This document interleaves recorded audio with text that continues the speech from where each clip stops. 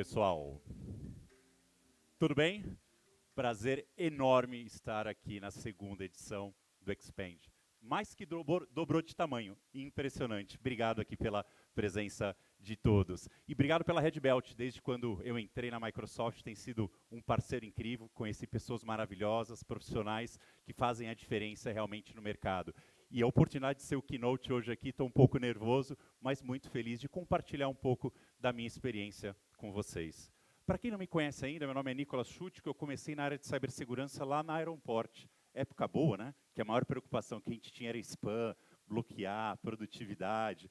Depois eu fui para a Cisco, entendi como trabalhava um pouco nessas grandes empresas, grandes corporações. E depois eu fui para a Zscaler. Foi meio numa época errada, né? Porque 2010 nem a internet se conversava se conectava de maneira adequada, era difícil você colocar uma camada de proteção no teu link de comunicação. Hoje, né, você já vê as Zscaler, Netscope, Microsoft fazendo trabalhos incríveis, mas foi muito bom para pegar essa experiência de internet. A FireEye, que veio logo em seguida, me ajudou muito a entender o que era aquele Zero Day Attack, Nation State Attack, por que essas nações estão se preocupando, comprando o Zero Day e planejando esses ataques super disruptivos. Foi naquela época que a gente começou a ver esses ataques. Lembra da Sony, que parou, né, porque foi realmente uma retaliação frente ao filme que eles tinham lançado. Da Target também foi muito complexo. E aí depois eles compraram a Mandiant. Acabei aprendendo um pouco mais como fazer todo esse processo de resposta a incidente. Depois eles compraram a Side Partners, todo aquele trabalho de atribuição,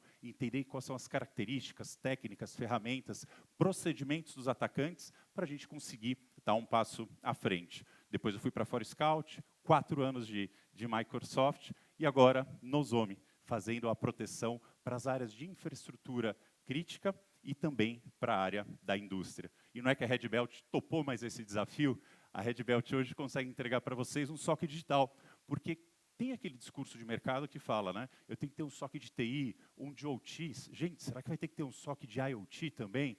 Eu não acredito nessa abordagem. Por quê? Quanto mais silos tiver dentro da sua organização, vai ser melhor para quem? É para o atacante. Quanto mais vocês conseguirem permear a tua estratégia de segurança de uma maneira homogênea, melhor você vai estar preparado para os desafios de hoje. Então, já estou há 2 anos e meio aqui na Nozomi e, juntando toda essa minha experiência de mercado, eu queria agora desafiar vocês a uma postura diferente. Como que a gente pode ter uma abordagem diferente do que a gente já teve para conseguir dar um passo à frente dos atacantes? Ou ter uma postura que mude um pouco esse cenário, porque está muito fácil para os atacantes. A gente que trabalha com Threat Intel, tem todo o conhecimento de resposta a incidente, muitas vezes os atacantes comentam, gente, mas estava tão fácil, estava mal configurado, não tinha duplo fator de autenticação, não tinha API. Ali fora a gente estava falando muito disso, né? Fazer o básico bem feito ainda funciona. Não é sexy como falar de AI, não é sexy como falar de machine learning, inteligência artificial e tudo mais, mas se a gente fizer o básico bem feito, a gente vai estar muito bem no mercado. Tirando a parte do Nation State Attack, o cybercrime em si, se está muito difícil me atacar, ele vai para o do lado, porque no final do dia ele quer fazer o quê? Ter o ganho financeiro. Eu não preciso correr mais que o leão, só correr mais que o Edu, que eu estou tranquilo, né? Então, vamos falar um pouquinho sobre isso. Alguém já tinha ouvido falar da minha palestra de antifragilidade? Levanta a mão. Poucas pessoas. Só vou pedir licença para vocês para fazer uma breve introdução e depois a gente fala dos jogos infinitos. Eu estava lendo o livro do Nicolás Nassim Taleb, meu xará, aquele que escreveu o Skin the Game, também o Cisne Negro. Ele escreveu esse livro de antifragilidade. Ele foi formado em matemática, se eu não me engano, depois foi filosofia, um grande estudioso. E ele fez fortunas no mercado financeiro. E qual o momento que ele fez fortuna? Nas grandes crises. Então ele tinha um olhar diferente para tudo que vinha acontecendo. E quando ele estava fazendo as teorias dele, ele notou que não tinha uma palavra que era exatamente o contrário de frágil. O que a gente sempre usou? Resiliente. Eu fiz muitas palestras falando de resiliência cibernética. E eu queria desafiar vocês a mudar isso. Porque a gente já falou tanto, fez tanto e não mudou. Então, como que a gente pode ter um olhar diferenciado? E foi o que me chamou a atenção quando eu estava lendo o livro dele. O livro dele é bem denso, é longo, mas tem muito material disponível na internet, se vocês quiserem se aprofundar um pouco. E qual não foi minha surpresa? No capítulo 2, ele coloca vários temas que são relacionados à antifragilidade e tinha cibersegurança. Então, realmente, foi bem interessante juntar essas duas coisas. Então, vamos fazer primeiro o exemplo do que a gente já sabe. O que é um exemplo bom de frágil? Quem me dá um exemplo? Uma taça de cristal, perfeito. A taça de cristal, ela é aversa ao choque, ela não pode cair no chão, não pode bater. Às vezes a gente vai brindar, acaba quebrando. Ou mesmo uma etiqueta, quando a gente vai viajar, que quer ter a proteção ali dentro da nossa bagagem para não quebrar nada do que a gente está levando. Então, frágil é bem fácil da gente entender. O resiliente, eu vou usar um pouco de mitologia aqui para dar esse exemplo para vocês. Lembram da Fênix? Então, ela morria, ela ressurgia das cinzas. Se ela morresse por um tiro de revólver, ela voltaria à prova de bala? Não voltaria. Um outro exemplo também que eu gosto de dar de resiliente, sabe aquelas palmeiras que durante uma tempestade, um furacão, ela enverga e não quebra? Depois ela perde algumas folhas e tudo mais, mas na próxima tempestade, ela também não vai estar com um design diferente para aguentar melhor o impacto tão grande quanto que é a tempestade. Então, o resiliente, ele realmente aguenta o choque. Mas quando a gente leva isso para a cibersegurança, só bloquear o atacante é o suficiente? Gente, se a gente conseguir bloquear de um jeito, ele vai achar outro. Lembra aquele filme do Tom Hanks, que era o Prenda-me se for capaz, que tinha o Leonardo DiCaprio também? Eu acho que exemplifica muito isso. A todo momento a gente coloca uma nova camada, faz um novo processo, né? Coloca uma nova tecnologia, e aí eles vão lá e acham um caminho para chegar do outro lado. Então, só o resiliente não é suficiente. Infelizmente, ainda hoje eu visito algumas empresas e alguns executivos levantam a bandeira de que nunca serão atacados e nunca foram atacados. Eu acho que são verdades muito duras a serem faladas, porque o desafio é muito grande e os atacantes são muito criativos. Então, hoje, a postura que eu acho ideal para a gente ter no dia a dia é dessa antifragilidade. Para dar um exemplo de antifragilidade, lembra dos 12 trabalhos de Hércules? Tinha um deles que era matar a Hidra de Lerna, que tinha várias cabeças. Ele começou um embate com ela, na hora que ele cortava uma cabeça, o que acontecia? Nasciam duas. Então, opa, já é ali um ser mitológico que ele quer o embate, porque quanto maior embate tiver, mais forte esse ser vai ficar. Ele descobriu que cortava uma cabeça, cauterizava, e aí não nascia outra. Ótimo. E qual não foi a surpresa dele quando ele chegou na última? Tinha uma que era imortal. Então ele pegou uma pedra gigante, colocou na cabeça dela, e a partir daí ela não oferecia perigo, mas nem morreu. Então acho que é o melhor exemplo que a gente tem de antifragilidade, que é alguém que busca esse impacto, porque aprende e se torna mais forte. Ficou claro para vocês as diferenças? Interessante a relação ou eu estou viajando muito? Boa, tá bom, valeu pessoal. E aí, quando eu fazia essa palestra do antifrágil para colocar essa postura, tinham pessoas que me perguntavam, mas por que tem que ser antifrágil, Nick? Eu falava, olha, porque é a postura ideal para os desafios de hoje. Ah, Nick, mas por que tem que ser assim? Ah, porque é o certo a se fazer. Mas eu estava com uma falta de um argumento maior, mais forte, para ilustrar o tamanho do desafio. Porque vocês notaram que eu estou sempre tentando levar a cibersegurança com uma linguagem que não é técnica, é uma linguagem que todo mundo vai conseguir entender, para que os executivos invistam mais, para que o board aprove o que tem que ser aprovado, para a gente fazer o que tem que ser feito no dia a dia. Então, quando eu estava lendo o livro do Simon Sinek, que fala dos jogos infinitos, ele pegou essa teoria do livro do Dr. James Carson, professor incrível. Ele relacionou os jogos infinitos muito mais com o dia a dia. O Simon Sinek relacionou com negócios e eu estou relacionando agora com cibersegurança. E para a gente entender a diferença entre os jogos, eu vou começar com o jogo finito. O jogo finito é muito fácil de ser identificado, que é o quê? São jogadores conhecidos, as regras são claras e você tem que ter, obrigatoriamente, um ganhador e um perdedor. Quem me dá um exemplo de um jogo finito? Futebol, ótimo. Meu time ganhou ontem, finalmente, São Paulo, não é brincadeira. Então, o futebol, o xadrez, a maioria dos jogos tem essa característica de ser um jogo finito.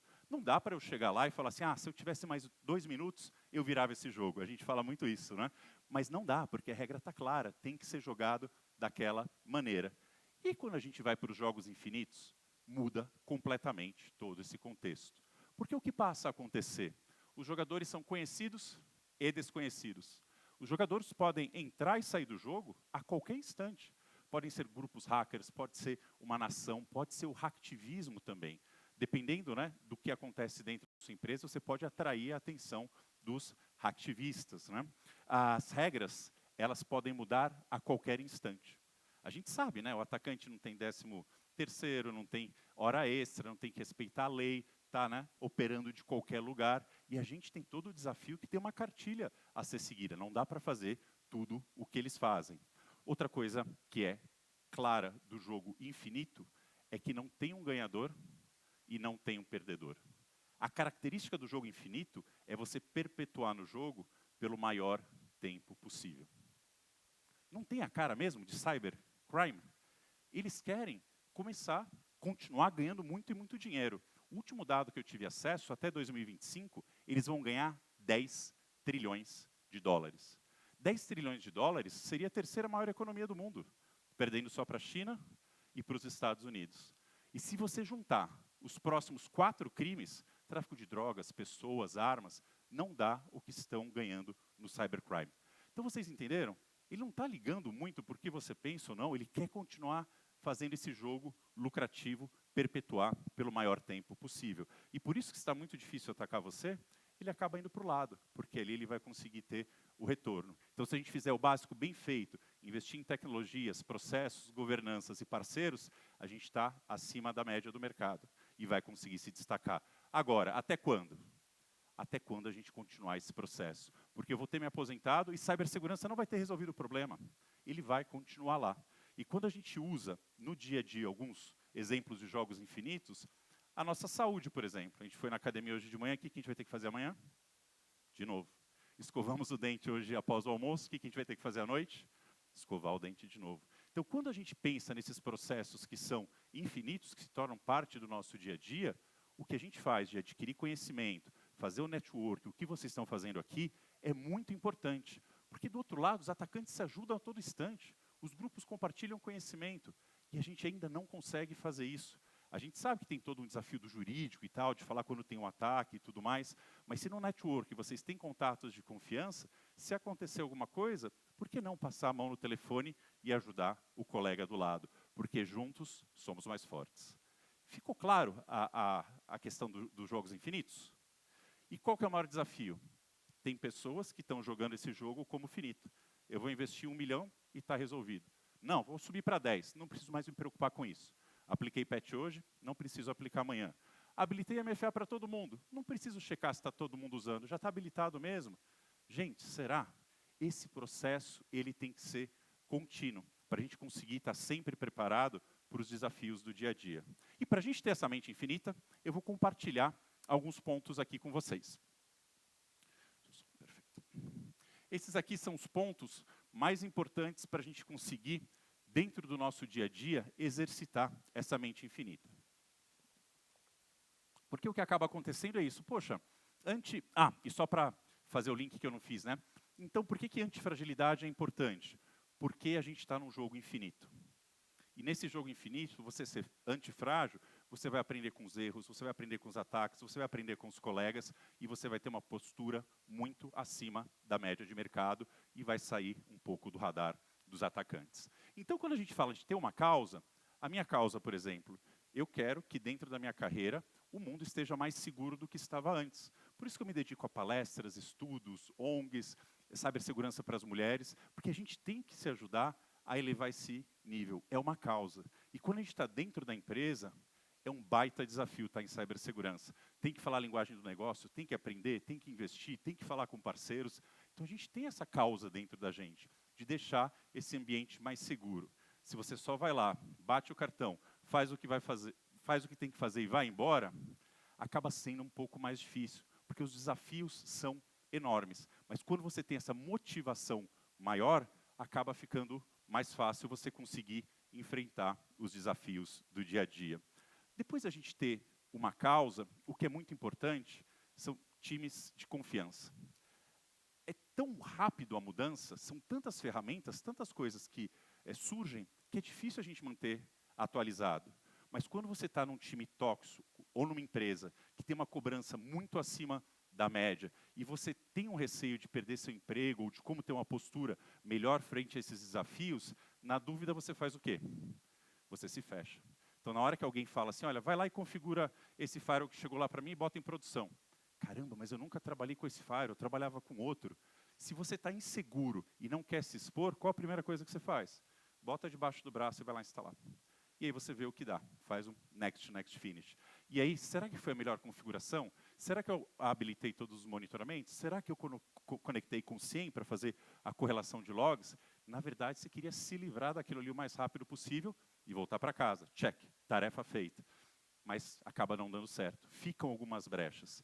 Não sei se vocês já passaram por um processo de resposta a incidente, é muito complexo. O pessoal quer que você resolva em um dia. Gente, vai demorar 2 a 3 semanas.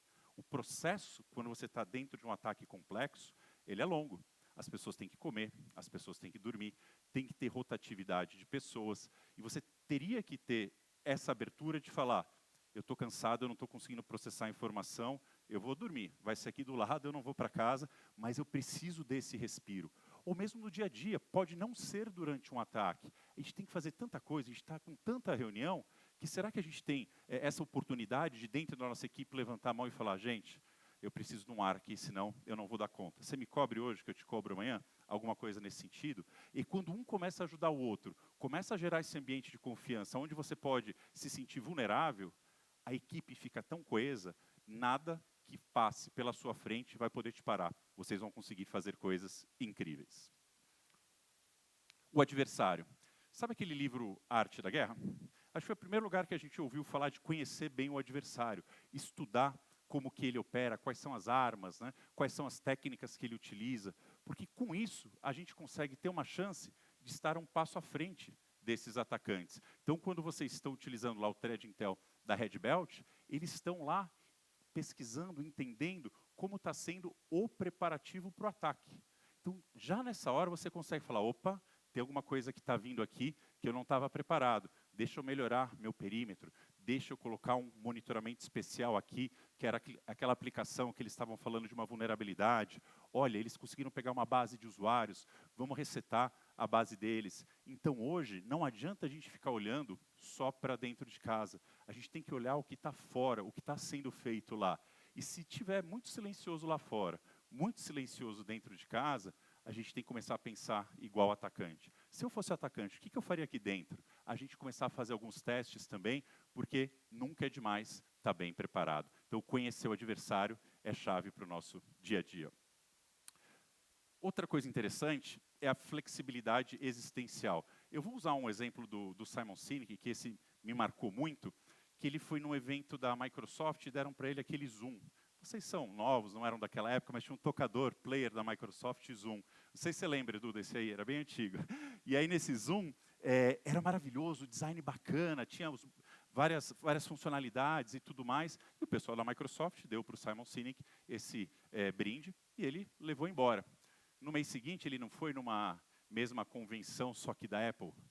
Aí ele estava com o Zoom dele lá, ele pegou um táxi indo para o aeroporto de volta com um dos executivos da Apple, e ele falou que não aguentou. No táxi ele falou, olha, o que eu ganhei aqui no evento da Microsoft, designer super bacana, isso, aquilo outro, e fez aquela propaganda que o pessoal da Microsoft tinha feito, né? Aí na hora que o executivo olhou para ele e falou assim, eu sei. Acabou, né?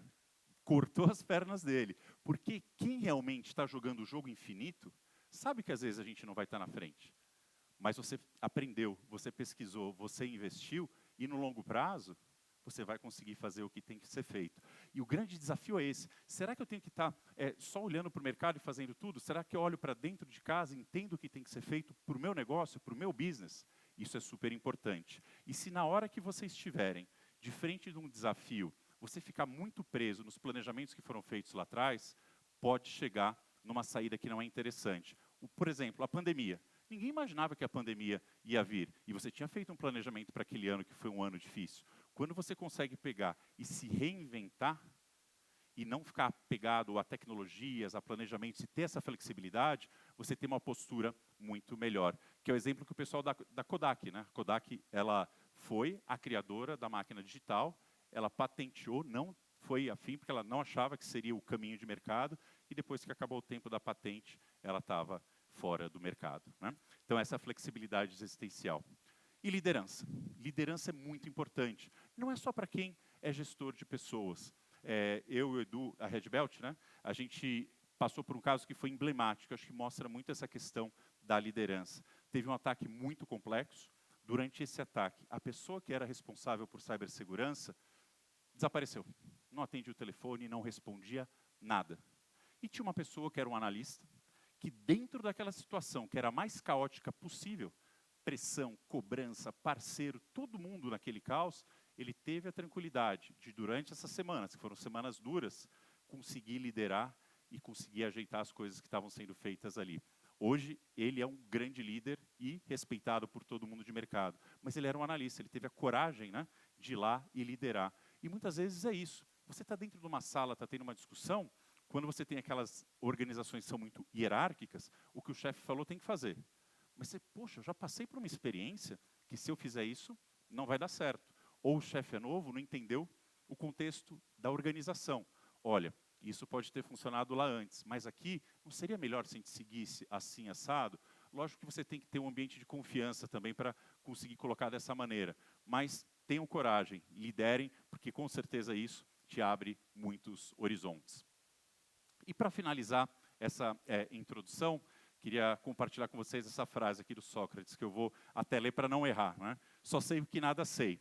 Por menos certezas, aceitar mais as incertezas e tomar as decisões baseadas nas probabilidades e cenários de exposição. Na hora que a gente consegue entender isso, fica muito mais fácil a gente tomar uma decisão assertiva. E quando a gente está nesse contexto do jogo infinito, essa reavaliação ela é diária. Talvez uma postura que a gente teve ontem, baseada no cenário, hoje é completamente diferente. E como vocês têm uma postura existencial flexível, vocês vão se adaptar. Esse é o novo cenário.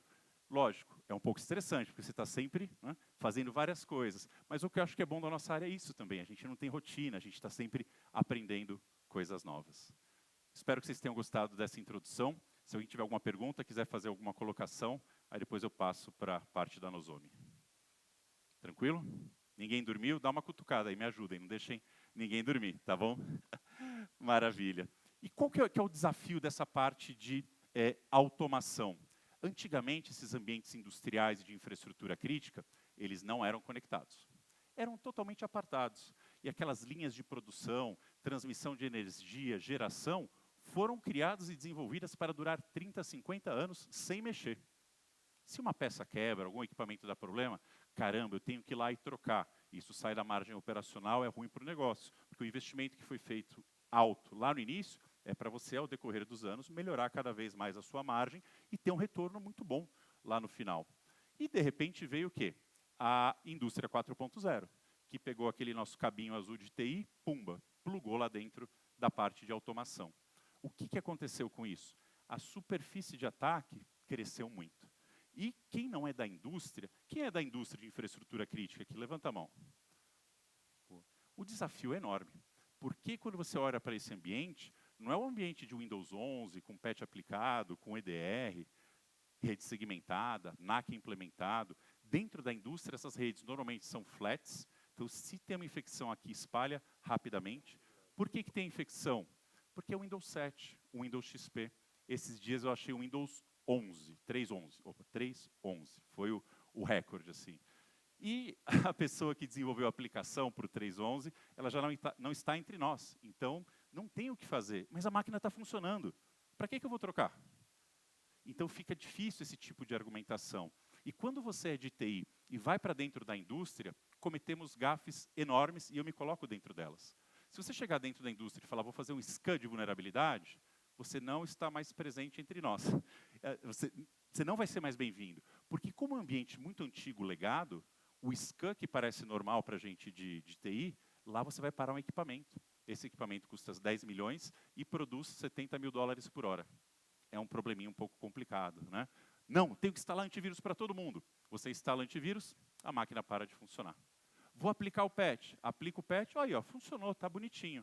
Dá um problema nesse equipamento, você tem que ligar para o fabricante. O fabricante dessas máquinas é ABB, Schneider, Honeywell, Rockwell, equipamento de produção mesmo, linha pesada. Ele olha, essa máquina aqui está com o patch aplicado, eu não dou suporte não. Aí, gente, vira um pega para capar. Então, quando a gente vai para a parte da indústria, a gente tem que empatizar. Ele não aplica o patch, não é porque ele não quer, é que ele perde suporte. Ele não faz o scan, não é porque ele não quer, é porque vai gerar um impacto. Então, como que a gente pode empatizar com essa área e ajudar nos desafios? A primeira coisa é entender que essa conectividade é muito importante. Indústria 4.0 é maravilhosa. Você tem previsibilidade, você sabe quanto tem no estoque, quanto que vai produzir, mas gerou toda essa conexão. Então, quando você vai... e a pandemia também, né? Acesso remoto para fazer manutenção, tudo isso não tinha antes e passou a ter. Os engenheiros ficam viajando, né? Hoje muita coisa é feita remota. Então, quando você chega lá no chão de fábrica, é muito importante, primeiro, falar que você não é intrusivo, que você vai ajudar, de alguma forma, recebendo uma cópia desse tráfego, conseguir fazer o teu inventário. Que, gente, parece simples, mas é muito difícil. Dentro de uma indústria, eles faziam um inventário, sabe como? Planilha. E planilha é prancheta. Era uma prancheta que você ia andando, opa, ó, tem um computador aqui embaixo, tem um switch ali. Ah, não é switch, é um hub. Tem muito disso ainda. Então, esse era o inventário que tinha. E funcionava, porque não mudava.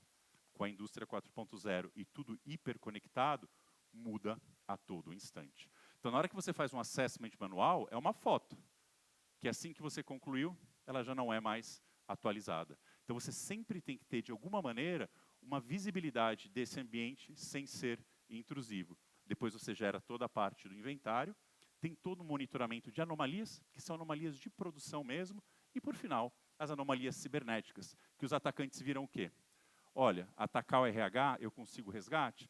Algumas vezes. Atacar o marketing, poxa, atrapalha a saída de uma campanha, mas a empresa sobrevive. Na hora que você criptografa uma linha produtiva, eles sabem por minuto quanto que a empresa está perdendo. E dependendo de como é a situação, o próprio o diretor da indústria faz uma conta e pode chegar à conclusão, é melhor eu pagar.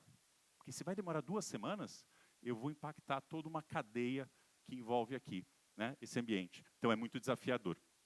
Então, quando a gente vai para esse ambiente, aqui é uma estrutura de dentro da indústria, né? A nossa solução, a gente gosta muito de ficar aqui próximo dos equipamentos físicos.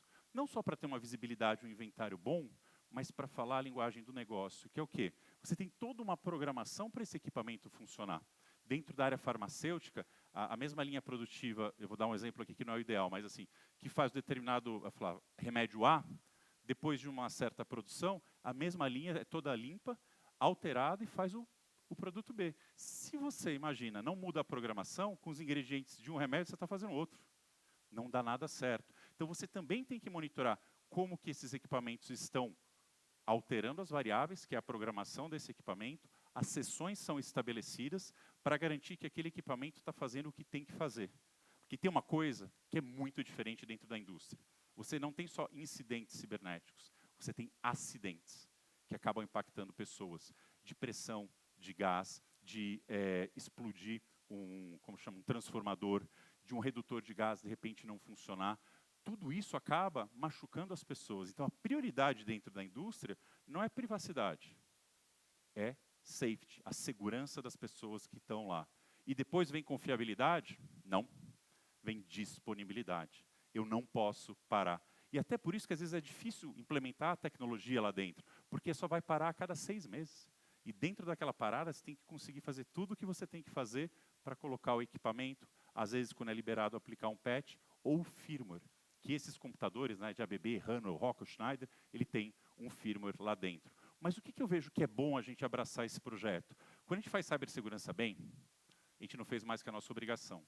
Quando a gente consegue ajudar a evitar ter uma parada, melhorar a produtividade, porque você tem aquela visibilidade, identificar que tem um equipamento entrando end of sales, end of life, para na próxima programação de retrofit, né, que eles trocam esses equipamentos, a gente conseguir fazer uma janela de mudança menor, você ganha o dia.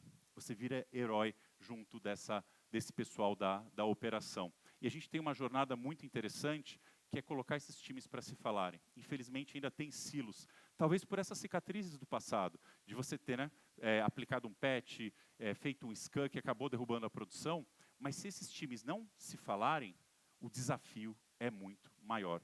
Porque dentro da mesma solução da Nozomi, você consegue entregar indicadores de performance, de produtividade para o pessoal da automação, eles nem precisam ver os dashboards de vulnerabilidade e você faz todo esse monitoramento. Mas sempre olhando o quê? para cenários de exposição. E você define qual risco você vai endereçar da melhor maneira possível. E para isso dar certo, a gente tem, dentro da solução da Nozomi, diversas ferramentas. Você pode ter um hardware que ele é fortificado, porque tem ambientes que são muito hostis. Alta temperatura, pressão, impedância, poeira. Então, eu tenho que ter esse equipamento fortificado.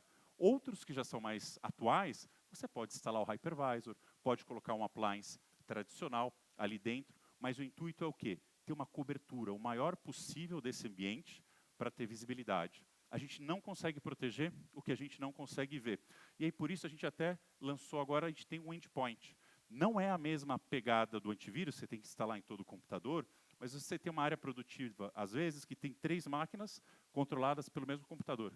Você não consegue fazer um spam port, pegar uma cópia desse tráfego. Você instala um agente, que não precisa nem reiniciar o computador, toda aquela comunicação que tem naquele ambiente, esse agente pega e manda para o próximo. Pensa num grande cinturão do Batman. Para qualquer desafio dentro da indústria, a gente vai conseguir ter a ferramenta adequada para conseguir ter a visibilidade, inventário, controle de anomalias operacionais e cibernéticas. Essa parte ficou clara, né? Boa. Uma outra coisa que a gente faz junto com a Red Belt é entregar tudo isso para vocês como serviço. Então, você nem precisaria se preocupar com a licença da Nozomi. Principalmente vocês que já têm o SOC de TI com a Red Belt. A gente já pode estender essas capacidades, que no final do dia é colocar um Nozomi lá para pegar essa telemetria, para você já juntar dentro desse Digital SOC. E, a partir daí, conseguir gerenciar tudo no mesmo lugar. Por detrás, nos bastidores, o que acaba acontecendo? O nível 1 é mais tradicional, ele está recebendo os indicadores, o que dá para solucionar, soluciona. Se há algo mais complexo, ele vai passar para o nível 2. E aí passa para quem? Para os especialistas de OT ou para os de TI. Os de TI vocês já sabem como funciona no dia a dia. O de OT, o playbook, ele é um pouco diferente. Porque você não pode ir lá e tirar a máquina da rede, você não pode ir lá e bloquear. Muitas vezes vai identificar quem é o responsável daquela planta, você vai ligar, vai passar as informações, a pessoa vai digerir, contextualizar com o que ele está fazendo lá, e essa pessoa toma a ação ou não. E sempre tentando evitar de ir para o nível 3, né? Que daí seria a resposta a incidente em geral. Então, quando a gente pega e consegue mostrar esse mapeamento aqui, que é o diagrama de rede dentro da indústria, você já ganha as pessoas de lá, porque eles não têm isso atualizado. Muitos dos diagramas são de quando aquela planta foi construída. Quando você consegue mostrar para eles exatamente quantos dispositivos tem conectados, são 300 de OT, 50 de TI e 20 de IoT. Ah, mas não tem IoT aqui, sempre tem alguma coisa. Pode ser um relógio, olha, um telefone IP, pode ser uma catraca, um relógio de ponto, um ar-condicionado, tudo isso é mais o IoT, né? E OT são aqueles equipamentos que eu falei para vocês, né? Schneider, Honeywell, Rockwell e tudo mais. E para a gente conseguir se antecipar, o que acontece muito dentro do ambiente industrial? Está vendo essas redes de comunicação? Às vezes tem um equipamento que ele não está produzindo na máxima capacidade deles, porque está tendo um loop na rede. Gente, IP duplicado acaba acontecendo lá dentro, placa de rede configurada errada de full duplex para half duplex, tudo isso dificulta a comunicação nesse ambiente que é muito, como se diz, muito sensível. E aí, quando você passa a ter a visibilidade, você consegue tomar as ações de uma maneira muito mais assertiva, sem correr para o chão de fábrica e ficar tentando descobrir qual o cabo, qual que é a porta que está gerando esse problema. Então, o ambiente volta de uma maneira operacional, de uma maneira muito mais rápida. E o último aqui, que em termos de tomada de decisão eu acho super importante, que depois o Edu vai falar do RIS, o RIS tem essa pegada também, é a parte de você mostrar o risco e contextualizar. Então, esse aqui está um pouco ruim de enxergar, mas ele está falando que tem um upgrade. Se você fizer o upgrade para o Windows 10, você reduz o teu risco em 46%. Mas você não vai poder fazer isso. Você vai ter que conviver com esse risco. Você vai colocar mais monitoramento, segmentar mais a rede, mas você não vai conseguir atualizar enquanto o fabricante não liberar, certo? Mas olha só, tem ali 19% que se você atualizar esse firmware, que não precisa nem reiniciar esse equipamento industrial, numa parada que você vai ter no mês que vem, você aplica o firmware, não precisa nem reiniciar essa atualização e você já consegue reduzir 20% do seu risco. E sempre a gente vai colocar ali qual que é o impacto e você contextualiza qual que é o teu impacto operacional. Então, com isso, você toma decisões muito bem embasadas. E a gente lançou durante a RSA o Vantage IQ, que é a nossa inteligência artificial, para conseguir pegar esses milhares de alertas que tem, contextualizar em um incidente e te ajudar a fazer o processo de resposta. E você sempre ter um painel que você consegue entender muito bem o que está acontecendo e tomar as decisões baseadas em indicadores. E para finalizar, ainda não tem um quadrante mágico do Gartner para esse tipo de tecnologia, mas tem esse Gartner Insights, que são os clientes que entram lá e dão feedback da solução. Vocês podem comparar também com outras soluções de mercado. E tem algumas pessoas aqui que já estão com o Nosome também, se depois puderem compartilhar, compartilhem bom e ruim, mas com certeza vocês vão ter uma boa visão do que a gente consegue fazer para ajudar na continuidade de negócio e reduzir o risco operacional. Porque no final do dia é isso, a gente tem que falar mais a linguagem do negócio. Quando você fala essa linguagem, você tem uma empatia maior e você consegue os investimentos e o que tem que ser feito para você ter uma postura melhor frente aos desafios de cibersegurança de hoje. Tá bom?